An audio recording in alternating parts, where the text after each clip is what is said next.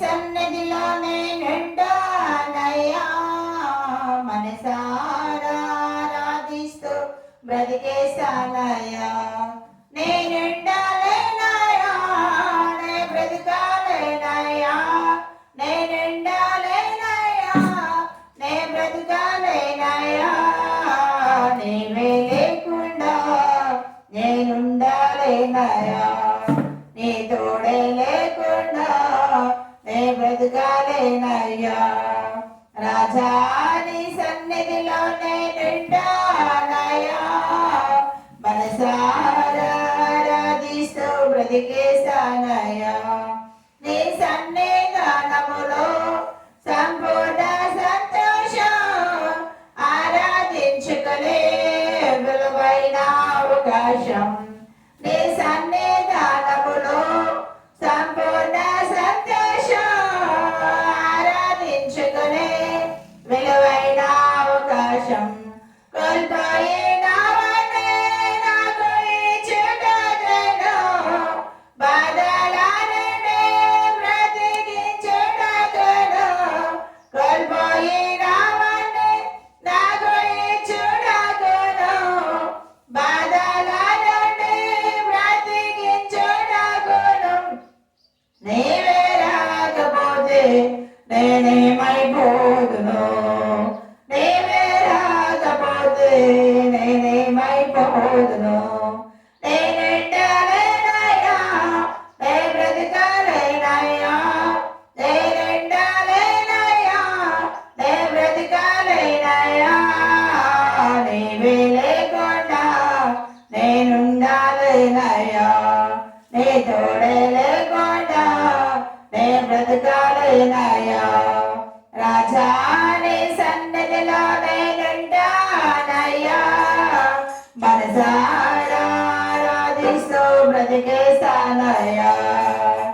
రాజా నీ సన్నిధిలో నేనుండానయ్యా, మనసారా ఆరాధిస్తూ బ్రతికేస్తానయ్యా. నేనుండాలేనయ్యా, నే బ్రతకాలేనయ్యా, నేనుండాలేనయ్యా, నే బ్రతకాలేనయ్యా. నీవే లేకుండా నేనుండాలేనయ్యా, నీ తోడే లేకుండా నే బ్రతకాలేనయ్యా. రాజా నీ సన్నిధిలో నేనుండానయ్యా, మనసారా ఆరాధిస్తూ బ్రతికేస్తానయ్యా. రాజా నీ సన్నిధిలో నేనుండానయ్యా, మనసారా ఆరాధిస్తూ బ్రతికేస్తానయ్యా. ఒంటరి పోరు నన్ను విసిగించినా,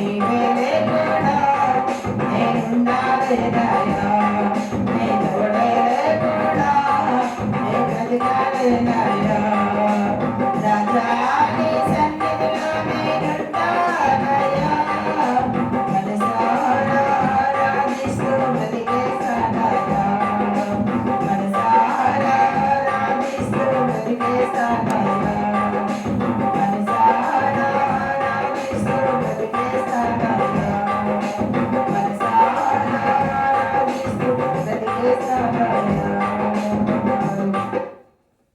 ప్రియ దోచినమా హృదయ బిడ్డలారా, మరి ఇప్పటి వరకు పాటలు పాడుకొని ప్రభుని కనపరిచాం కనుక వాక్య పరిచయలోకి వెళ్లే ముందు ప్రార్థన చేసుకుందాం.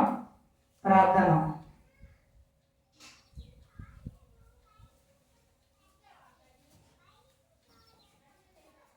మహాపరిషుడు మహోన్నతుడు సర్వోన్నతుడు సర్వపురుడమైన మా యేసు రాజానికి వందనాలు స్తోత్రాలు నాన్న.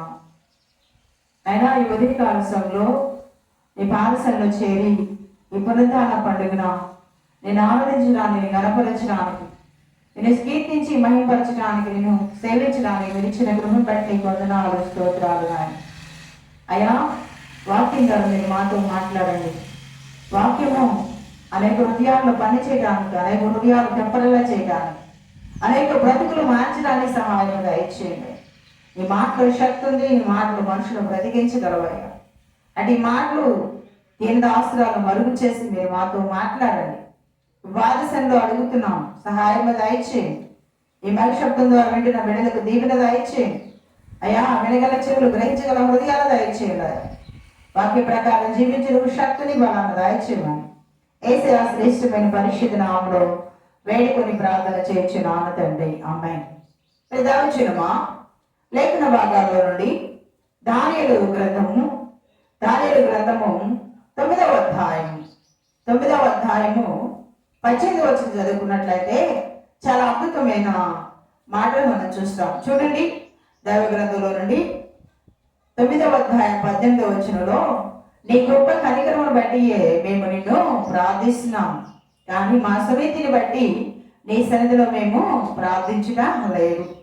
నా ప్రియ సహోదరి, ఇక్కడ చాలా అద్భుతమైన మాటలు మనం చూస్తున్నాం. నీ గొప్ప కనికరము బట్టి మేము నిన్ను ప్రార్థిస్తున్నాం, మా సునీతి క్రియలను బట్టి నిన్ను ప్రార్థించడా లేదు. నా ప్రియ దౌర్జన్యమా, నా ప్రియ స్నేహితుడా, నా ప్రియ బిడ, ఒక్కసారి లేఖన భాగాలు మనం చూస్తున్నట్లయితే దానియేలు భక్తుడు చాలా దివ్యమైన ప్రార్థన చేస్తున్నాడు. దానియేలు భక్తుని గురించి మనం ఆలోచించినట్లయితే ఆ దానియేలు భక్తుడు ఎలాంటి వాడు, ఎలాంటి పరిస్థితుల్లో ఉన్నవాడని మనం ఒకసారి ఆలోచన చేసుకుంటే చాలా చాలా చాలా చాలా యథార్థవంతుడుగా ఉన్నాడు. దేవుని యందు భయభక్తులు గలవాడుగా ఉన్నాడు. కానీ దేవుని కార్యాల్లో ప్రతి దానిలో ప్రావీణ్యత కలిగిన వాడు ఉన్నాడు. అంతేకాదు కళలు, మర్మాలు, గూఢమైన సత్యాలు, అనేకమైన అనుభూతిని కలిగి ఉన్నాడు. రెండోది మనం చూస్తున్నట్లయితే అతడు ప్రధానంలో ప్రఖ్యాతి నొందిన వాడిగా ఉన్నాడు. దానియేలు భక్తుడు మనం జ్ఞాపకం చేసుకుంటే దానియేలు భక్తుడు చాలా దివ్యమైన వ్యక్తిగా ఉన్నాడు మనం చూస్తున్నాం. దేవాది దేవుడు మహాగురుడైన మరి దేవుడే దానియేలు అంటాడు, దానియేలు నువ్వు అతి ప్రియుడు, నాకు ప్రియమైన వ్యక్తి, నువ్వు నా ప్రియుడు అని చాలా చక్కగా సంబోధన చేస్తాడు. అలాంటి దానియేలు భక్తుడు ఏమంటున్నాడంటే, అయ్యా నీ గొప్ప కనికరమును బట్టి మేము ప్రార్థిస్తున్నాము, మా సన్నిధి క్రియల బట్టి మేము ప్రార్థన చేయటం లేదు. నా ప్రియాగా వచ్చినమా ఇక్కడ చాలా తగ్గింపుతో కూడిన ప్రార్థన చేస్తున్నాడు. ఏమంట, నీ గొప్ప కనికరమును బట్టి మేము నిన్ను ప్రార్థిస్తున్నామయ్యా, మా సన్నిధిని బట్టి, మా బలాన్ని బట్టి నిన్ను ప్రార్థించగా లేదు. నా ప్రియ సోదరి, మన జీవితంలో మనం ఎలా ఉన్నాం? ప్రార్థన చేస్తాం. మనం ప్రార్థన చేసే విషయాలు దేవునికి మరి మనకును రెండింటికి మేలు కలిగి ఆసక్తికరంగా ఉండాలంటే మన ప్రార్థన మన సన్నిధితో కూడా చేయకూడదు. మన ప్రార్థన దేవునికి మహిమకరంగా మనం ప్రార్థన చేయాలి. ఇక్కడ దానియేలు భక్తుడు ఎలా చెప్తున్నాడంటే, నీ గొప్ప కనికరం బట్టి, నీ కనికరం మా పట్ల ఉంది కాబట్టి మేము నిన్ను ప్రార్థిస్తున్నాము, మా సన్నిధి క్రియలను బట్టి నీ సన్నిధిలో మేము నిలబడలేమయ్యా, మేము ప్రార్థించలేము, ప్రార్థించే స్థితి మాది కాదు అని మరి దానియేలు భక్తుడు మనం చెప్తున్నాడు. గమనించండి, మన జీవితాల్లో మనం ఎలా ప్రార్థన చేస్తున్నాం, దేవుని సన్నిధికి వస్తున్న మన జీవితాల్లో మన స్వలాభం కొరకు, మన అక్కర్ల కొరకు, లేకపోతే మన అవసరాన్ని బట్టి మనం ప్రార్థన చేసే వారికి ఉన్నామా? ప్రార్థన అనేది చాలా ప్రాముఖ్యమైనది. ప్రార్థన అనేది చాలా విలువైనది, చాలా ఘనమైనది. మనం వెళ్ళలేని స్థలంలో కూడా ప్రార్థన వెళుతుంది. ప్రార్థన ప్రాకారం వల్లే ఉంటుంది, ప్రార్థన కంచి వల్లే ఉంటుంది. ప్రార్థన మనం ఏ మార్గంలో వెళ్ళినా, ఏ ప్రాంతానికి వెళ్ళినా ఆ ప్రార్థన మనం వెంటాడుతూ ఉంటుంది. నా ప్రియ సోదరి, మన జీవితంలో మనం ఎలా ఉండాలి అంటే, మనం కూర్చున్నా, లేచినా, పండుకున్నా, ఏ స్థితిలో ఉన్నప్పటికీ కూడా మన ఆత్మ అంతా కూడా, మన మనసు అంతా కూడా ప్రార్థనతో నింపబడాలి. ప్రార్థన చేసేవారు ఉండాలి. మనం పండుకున్నప్పుడు కూడా మన మనసులో ప్రార్థన వెదులుతూ ఉండాలి, దాన్ని ధ్యానం చేస్తూ ఉండాలి, దాన్ని మనం దేవుడి స్తుతులు చెల్లించేవారు ఉండాలి. ఇక్కడ జ్ఞాపకం చేసుకుంటూ అంటాడు, అయ్యా నీ గొప్ప కనికరాన్ని బట్టి మేము ప్రార్థిస్తున్నామయ్యా, మా సునీతి క్రియలు బట్టి, అంటే మా సొంత క్రియలు బట్టి. దైవ గ్రంథంలో ఇద్దరు మనుషులు ఉన్నారు. అక్కడ ఇద్దరు మనుషులు మనం జ్ఞాపకం చేసుకుంటే, ఒక మనిషి వచ్చి సునీతితో ప్రార్థన చేస్తున్నాడు. ఏమని చేస్తున్నాడంటే, చాలా చాలా చాలా గొప్పగా, చాలా ఘనంగా చేస్తున్నాడు. ఏం చేస్తున్నాడంటే, అయ్యా నేను జలకుల్లోను సోపులోను 10వ వంతు ఇస్తున్నాను, వారానికి 2 సార్లు ఉపవాసం ఉన్నానని అతిశయంగా ప్రార్థన చేస్తున్నాడు. అతిశయమైన ప్రార్థన. నా ప్రియాద వచ్చినమా, ఒక్కసారి మనం ఆలోచన చేద్దాం. అతిశయంతో కూడిన ప్రార్థన దేవునికి ఇష్టమా అంటే కాదు. ఇక్కడ తగ్గించుకొని దానియేలు భక్తుడు ఎన్ని అర్హతలు ఉన్నాయో, ఎంత దేవుని ప్రియమైన వ్యక్తో తను తాను తగ్గించుకొని అంటున్నాడు, అయ్యా నీ గొప్ప కనికరాన్ని బట్టి, నీ కృపను బట్టి, నీ దయను బట్టి, నీ సన్నిధిలో మేము నిలిచి ఉన్నానయ్యా అని ప్రార్థన చేస్తున్నా. ఇక్కడ ఈ మనుషులు మనం జ్ఞాపకం చేసుకుంటే ఏమంటున్నాడు, పరిచయుడు మరి ఎక్కువగా బహిరంగంగా ప్రార్థన చేస్తున్నాడు. ఈ సుంకరు వల్ల ఉండగలుగుతున్నాడని సుంకరుని ఎత్తి చూపించి ప్రార్థన చేస్తున్నాడు. సుంకరు ఏం చేశాడు, దేవాలయం బయట నిలబడి ఆకాశమందు ఆశ్రయుడైన దేవునికి తట్టు కనులెత్తడానికి కూడా ధైర్యం చాలేదంట. ఆకాశమందు కనులెత్తడానికి కూడా ధైర్యం చాలగా, ఈ పాపిని నన్ను జ్ఞాపకం చేసుకో అయ్యా, నన్ను దయచేసి క్షమించి మన దేవుని పాదలు పట్టుకున్నాడు. నా ప్రియ సోదరి, ఎవరి ప్రార్థన దేవుడు విన్నాడు, ఎవరి ప్రార్థన దేవుడు ఆలకించాడంటే గమనించండి. చాలా దీవెనకరమైన మాట చెప్తారు. సుంకరి ప్రార్థన దేవుడు ఆలకించాడు, పరిచయ ప్రార్థన ఆలకించలేదు. ఎందుకు ఆలకించాడు? సునీతితో చేశాడు ప్రార్థన, సులాభంతో చేశాడు. తను చాలా గొప్పవాడు అన్నట్లు ప్రార్థన చేశాడు. తను తాను తగ్గించుకున్నవాడు హెచ్చించబడతాడు, హెచ్చించుకున్నవాడు తగ్గించబడతాడు. ఎవరు చూస్తున్నారు? ప్రార్థన హృదయాన్ని చూస్తున్నాడు దేవుడు. నీ ప్రార్థన వింటున్నాడు దేవుడు. నీ హృదయ ఆక్రందన కూడా ఆయన చూస్తున్నాడు. మంచి హృదయంతో ప్రార్థన చేస్తున్నావా, లేకపోతే దేవుడు మేలు చేస్తాడు కాబట్టి, లేకపోతే దేవాన్ని పోగొడతాడు కాబట్టి, లేకపోతే ఆర్థిక ఇబ్బందులు తొలగిస్తాడు కాబట్టి సరిగ్గా ప్రార్థన చేస్తే ఆ ప్రార్థన దేవునికి ఇష్టమైంది కాదు. ఎలా ప్రార్థన చేయాలంట, ఎలా ప్రార్థించే వారు ఉండాలంటే, ఆయన కృపను బట్టి ఆయన సన్నిధిలో నిలిచి ఉన్నాం. అయ్యా నీ సన్నిధిలో నిలబడ్డానికి కూడా అర్హుడుగా అయినప్పటికీ కొన్ని గొప్ప కనికరాన్ని బట్టి. నా ప్రియ సోదరి, మన జీవితంలో మనం ఎలా ఉన్నాం? ప్రార్థించుస్తున్నాం. ప్రార్థన అందరూ చేస్తారు, పొడిపడి ప్రార్థన, ఆచార ప్రకారమైన ప్రార్థన, అలవాటు ప్రకారమైన ప్రార్థన. మనం దేవుని పిల్లలం కనుక ప్రార్థన చేయాలి కాబట్టి చేస్తాం. అలా చేయడానికి వెళ్ళలేదు. నీ అంతరంగాల్లో నుండి, గుండె లోతుల నుండి, ప్రాణాత్మ దేహాలతో ప్రభువును స్తుతించాలి.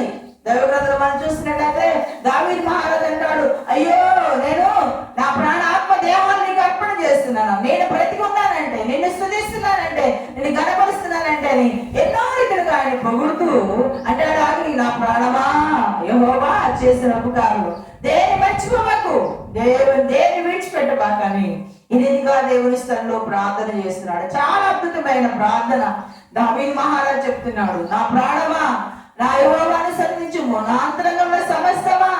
ఏమంట? అంతరంగాల్లో ఉన్న సమస్తముతో కూడా చెప్తున్నాడు, ప్రాణంతో చెప్తున్నాడు. మొదటిగా, రెండవదిగా నరాలు, ఎముకలు, మూలుగులు, కిడ్నీలు, గమనించండి, లెములు, అనేకమైన భాగాలు కనుక్కున్నారు.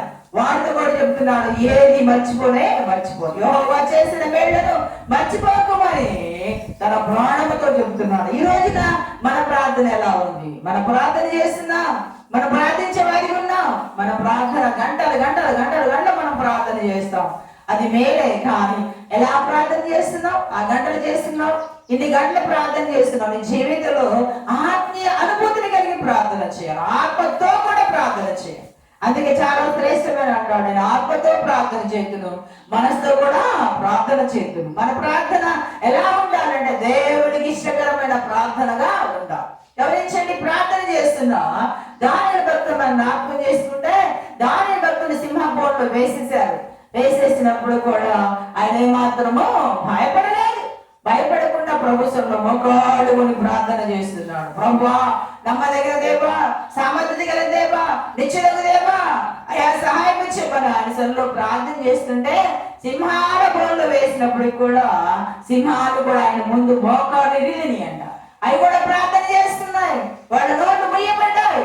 అయ్యా ఆయన ఎదుట నమస్కారం చేస్తున్నట్టు కూర్చున్నాయి. అప్పుడు ఆ సోదరి ఎంత గొప్ప దైవ చేయడం వల్ల జ్ఞాపకం చేసుకుంటే ఎన్నో అనుభూతులు కలిగిన వాడు, ఎంతో గొప్ప ఆతిథ్య కలిగిన వాడు దైవజనుడైన దానియేలు. కానీ తను తాను తగ్గించుకొని ప్రార్థన చేస్తున్నాడు కాబట్టి ఆ మహనీయుడు మనోహరుడైన దేవుడు అతన్ని దీవించడం మనం చూస్తున్నాం.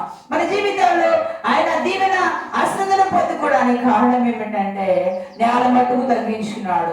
ఆయన సన్నిధిలో తను తాను అర్పణ చేసుకున్నాడు. అయ్యా నీ గొప్ప కనికరాన్ని బట్టి నేను ప్రార్థిస్తున్నానయ్యా, నా శరీరం బట్టి నేను ప్రార్థించలేదయ్యా, నా శక్తి సామర్థ్యాన్ని బట్టి నేను నిలబడలేదయ్యా. నేను నిలబడాలంటే నీవు కావాలయ్యా, నీవు ఉండాలయ్యా, నువ్వు నాతో ఉండాలని ఈ రీతిగా ప్రభువును స్తుతిస్తూ ప్రార్థిస్తున్నాడు. మా ప్రియ సోదరి, మన జీవితంలో మన ప్రార్థన ఎలా ఉంది? మన ప్రార్థన డమ్మంతో ఉందా, ఆశయంతో ఉందా? నా ఎంత ప్రార్థించే వారు లేరని ఆశత ఆలోచన కలిగి ఉన్నావా? అలాగైతే ఈ రోజు నీతోనే దేవుడు మాట్లాడుచున్నాడు.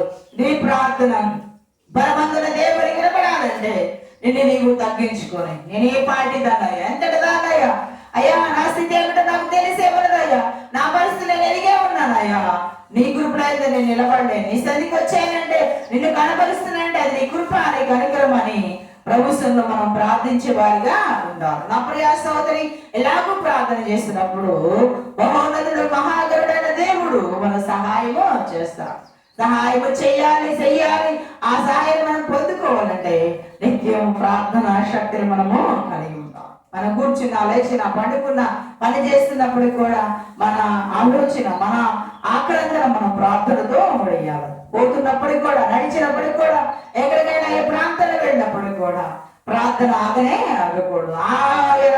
ఆయన నీలో ఉండాలంటే ప్రార్థన అనుభూతిని కలిగి ఉండాలి. నా ప్రియ సోదరుని వెళ్ళలేని స్థలాలు కూడా ప్రార్థన వెళుతుంది. ఏదో దూరంలో ఉన్నా నీకు మాట దగ్గరికి నువ్వు వెళ్ళలేవు, కానీ ప్రార్థన చేస్తే వారికి కాపుదల, వారికి భద్రతని ఇస్తుంది. భద్రతనివ్వాలి అంటే ఈ దానియేలు భక్తుల్లాగే నేల మట్టుకు తగ్గించుకొని, అయ్యా నీ కృపను బట్టి, నీ దయని బట్టి నేను జీవిస్తున్నానని ఆయన సన్నిధిలో ప్రార్థించినప్పుడు మహాగణుడు మహోన్నతుడైన దేవుడు మనం దీవిస్తాడు.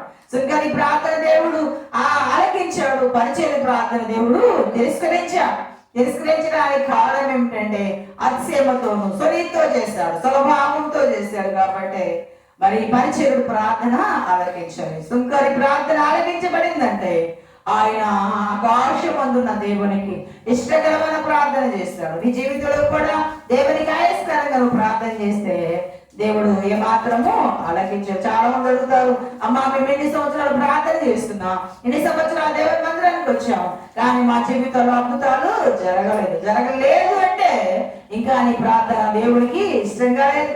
ఆయనకి నీకు నువ్వు అడ్డుగా ఏమున్నాయో అవి తొలగించుకో, దేవునికి వ్యతిరేకమైన తొలగించుకొని జీవించినప్పుడు మహామహోన్నతుడైన దేవుడు నేను దీవిస్తాడు. దీవెనాస్తులను నువ్వు పొందుకోవాలంటే నేల మట్టుకు తగ్గించుకొని ప్రభు పాత్ర పెట్టుకొని ప్రభు దగ్గర ఏడవాలి, కన్నీరు కార్చాలి. అయ్యా నా అపరాధముల దోషములు, నా పాపములు క్షమించమని ఆయన పాదసంలో ఎప్పుడైతే అడుగుతావో మహోన్నతుడైన దేవుడు మనం దీవిస్తాడు. దీవెనాస్తులను మనం పొందుకోవాలంటే నిశ్చయంగా మనం ప్రార్థన చేయాలి.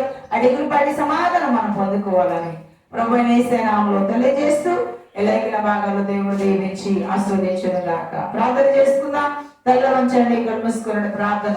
మహాపరిశుద్ధుడు, మహోన్నతుడు, సర్వోన్నతుడు, సరస్సు సంపన్నుడైన మా యేసు రాజానికి వందనాలు, స్తోత్రాలు గాక. అయ్యా దానియేలు భక్తులు జ్ఞాపకం చేసుకున్నాం.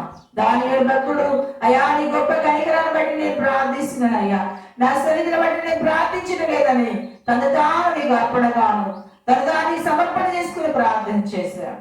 ప్రార్థన చేసిన దానియేలు భక్తుడిని అతి ప్రియుడు, బహు ప్రియుడని మీరు అనేక రీతిగా సంబోధించి అతని ప్రభు మీరు హెచ్చించినట్లుగా అయ్యా లేఖన భాగాలు మేము చూస్తున్నామయ్యా. అయ్యా మా ప్రార్థన ఎలా ఉంది? నీకు ఇష్టమైన సువాసనకర ఇంపైన ప్రార్థన మేము చేస్తున్నామా? నీకు వ్యతిరేకమైన ప్రార్థన చేస్తున్నాము.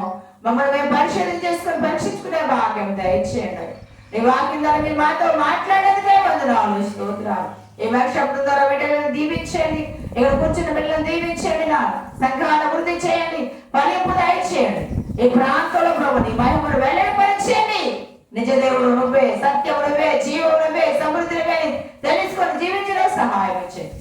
మిగులు క్షేమంతో నింపి బలపరి స్థిరపరచమని నా ప్రియుడు నా ప్రాణనాథుడని యేసయ్య శ్రేష్టమైన విలువైన ఘనమైన నామములో ప్రార్థించి వేడుకొనుచున్నాను తండ్రి. ఆమేన్, ఆమేన్. నా ప్రాణమా యెహోవాను స్తుతించుము, నా ఆత్మ సమస్తమైన పరిశుద్ధ నామమును స్తుతించుము. నా ప్రాణమా యెహోవాను స్తుతించుము, ఆయన చేసిన ఉపకారములు దేనిని మరువకుము. ఆమేన్, ఆమేన్. తండ్రి కుమారుని పరిశుద్ధ ఆత్మ సువాసన ఎప్పుడు ఎల్లప్పుడు సకల పరిశుద్ధులకు మనకును సదాకాలము తోడైండును గాక. ఆమేన్, ఆమేన్. దేవుడు మిమ్మల్ని దీవించి ఆశీర్వదించును గాక. అందరికీ వందనాలు.